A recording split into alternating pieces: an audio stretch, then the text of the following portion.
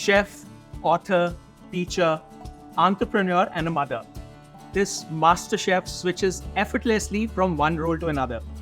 From pursuing a culinary program at Tante Marie Cookery School in Surrey, an intensive bakery program from La Cordon Bleu, London, a Swiss patisserie program from Richmond Master Baker, and a cooking course from Ashburton Cooking School in Devon, she's a force of nature who continues to share a love for food with the world.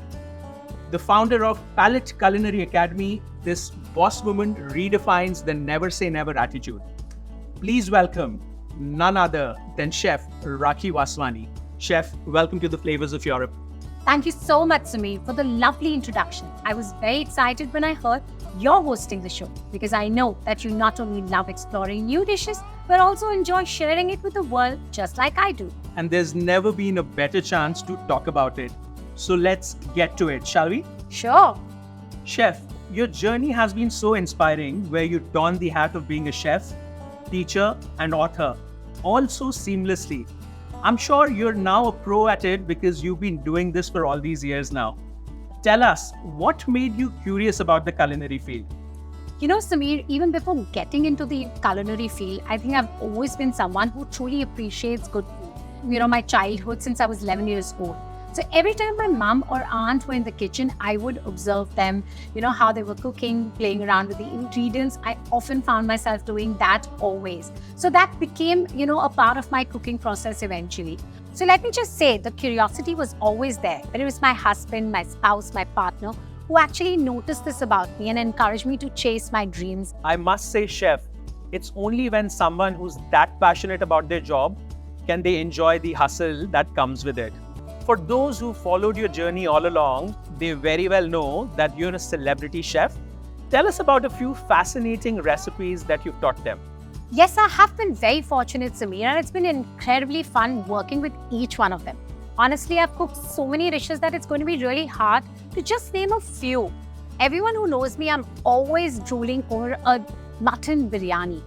Desi aloo paratha, parmesan garlic stuffed mushrooms with Parmigiano Reggiano PDO from Italy, and so much more. I'm literally drooling. Just the thought of cheese stuffed mushrooms is making me really hungry. You know how passionate I am about food too? I would also like to learn a few recipes, especially with the European ingredients. So admissions to my culinary school are always open for you, Sameer. Thank you. All right, Chef. You recently attended the Zero Waste Kitchen event hosted by European Union in collaboration with Chef Guntas.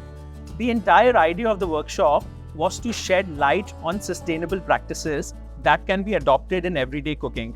Tell us, how was your experience? Actually, Sameer, it was a very different event from the ones I usually attend, but I was really happy to be there. I liked how Chef Guntas repurposed various parts of an ingredient in a way that elevated the flavors of the dish. The mushroom arancini had a nice, velvety mushroom stalk mousse, and honestly, that gave a very nice touch to the creation. This only goes to show that cooking in sustainable ways is actually very simple.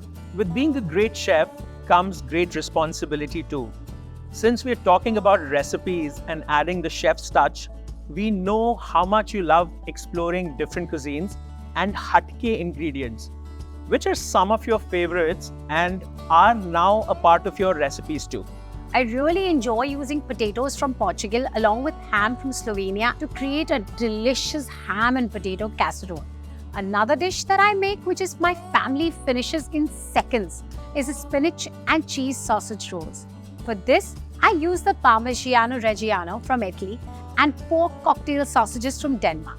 For those who prefer the vegetarian option, I usually replace the pork cocktail sausages with halloumi from Cyprus, and I also add a little bit of cheese from Romania to finish that dish.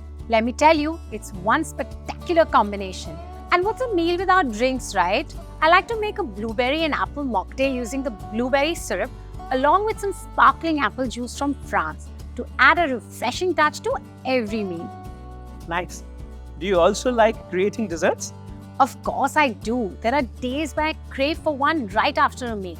For times like these, I like to whip up a chocolate and pear tart using 80% dark chocolate bar from Spain and pear Lucas from Belgium. And if there's a family dinner, I usually make blackberry profiteroles using blackberries from Belgium, some whipped cream from Denmark. Which are some of the other European ingredients one would typically find in your pantry? A few ingredients that I picked up from my last trip to Europe are blue cheese from Denmark, filled caramel drops from Germany, cherry from Portugal, 70% dark chocolate from Ireland, and white gherkin from Sweden, which is nothing but white freshly salted cucumber. I also keep a Swedish cheese and black grapes from Italy handy. I add this cheese to my coffee, coffee ost, because that's how it's traditionally eaten. And I also combine it with grapes for a grape and cheese salad. Wow, adding cheese to coffee is still not very common here in India. What does that taste like though, if you had to just explain it to our viewers?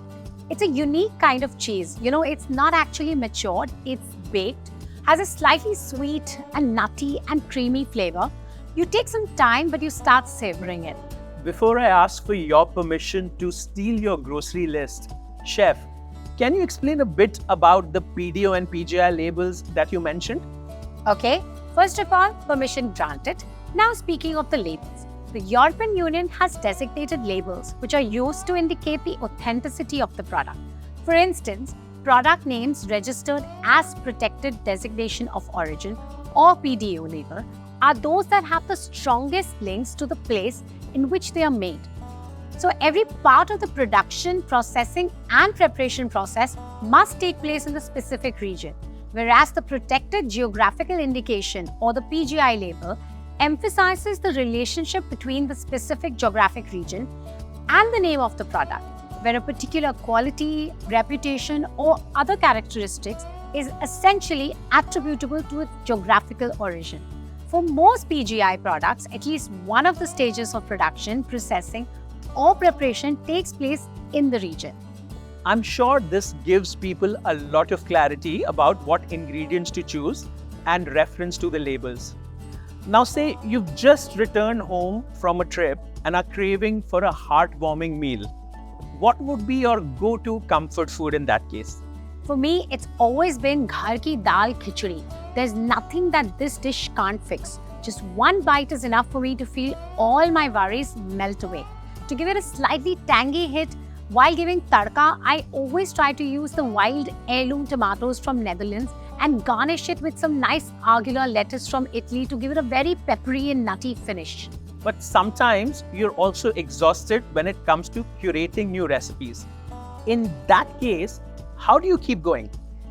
Actually, it can be very tricky sometimes, but that's the thing about the world of food. It only ends up getting more exciting with time, just like old wine. Take, for instance, the now very popular pairing of chili and chocolate from Italy. A couple of years back, people may have been taken aback, but today, it's a favorite among those who truly relish diverse flavors. In short, what I mean is, yes, it can be exhausting sometimes, but what really matters is how you keep taking a pause every now and then, research, explore, and implement the new learnings in the way you cook. Now, coming to my next question, is it difficult to maintain an authentic Indian flavor profile while integrating them with European ingredients? I love fusion cooking. You know how much India loves rajma, right? Here's a fun fact. The different regions of Europe also have their version of bean recipes, which are equally amazing. So recently, I discovered a new ingredient, which is white beans from France. They have a beautiful soft texture, and I was really excited to make rajma chawal. But this time, I wanted to give a European twist. So I got inspired by bob shorba, a soup that's made in Bulgaria. When I made rajma, I also added a little bit of paprika, carrot, oregano, and honestly, I really like the subtle integration of European flavors. Coming to the part about retaining the authenticity of the Indian flavor profile, when you do it in a measured way, the flavors only get more enhanced. That's an interesting way to look at it. Moving on to the next topic that I'm really keen on discussing is sustainability. The talk about sustainability has been consistently on the rise, especially in the culinary world, with chefs vouching for it, restaurants going all environment friendly, especially in the West. Do you see that shift in India as well?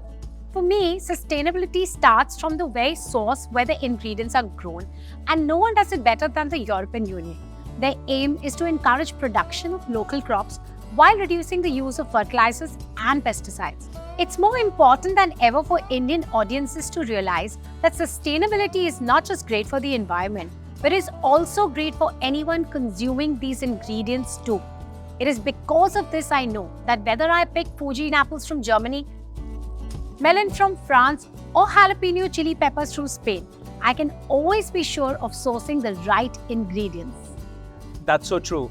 It is important to have these systems in place because these small efforts leave a positive impact on the environment and on the consumers too. So, it is safe to say that no matter which European ingredient you pick, you can always be sure it's of the highest quality. Oh yes, you can always choose these without a second thought. Since we've been talking about the European Union extensively, pasta is popularly associated with Italy and Italian food and has gained a lot of momentum here in India.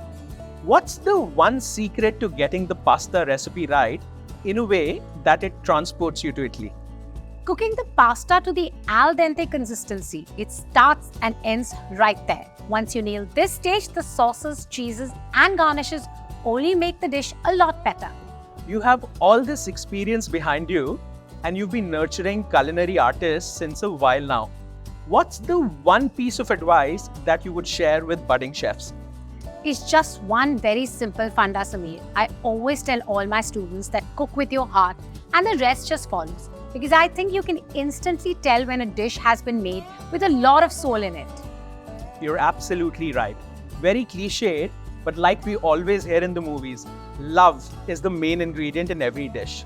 Absolutely, Sameer. Thank you so much for your time.